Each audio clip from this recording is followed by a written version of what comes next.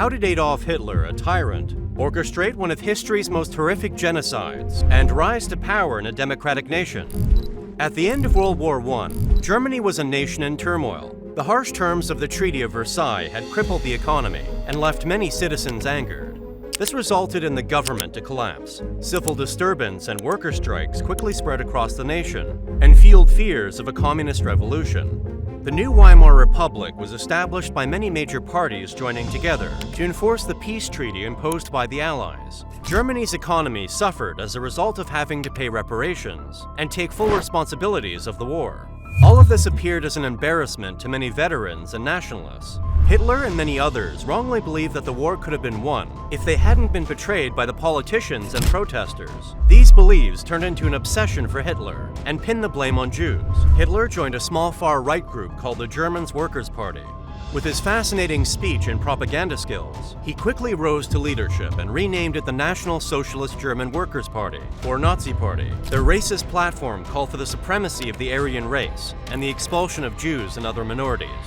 Initially, the Nazi Party lacked significant support. Following a failed coup attempt to overthrow the government, the party was outlawed, and Hitler was imprisoned for treason. However, after serving about a year in jail, Hitler promptly set out to rebuild the movement. In 1929, the onset of the Great Depression drastically changed the political landscape. American banks pulled their loans from Germany, causing the nation's already fragile economy to collapse. Seizing the moment, Hitler took advantage of the general unhappiness by giving people easy targets to vent their resentment upon and promising to bring Germany back to its former glory. The mainstream political parties, meanwhile, found it challenging to effectively manage the crisis. This increased the Nazi Party's parliamentary votes from 3% to 18% in just 2 years. In 1932, Hitler decided to run for presidency, but lost to a war hero, General von Hindenburg. Hitler demonstrated the extent of his support with 36% of the vote. The following year, advisors and powerful businessmen convinced Hindenburg to name Hitler as chancellor, with the intention of using his popularity for their purposes.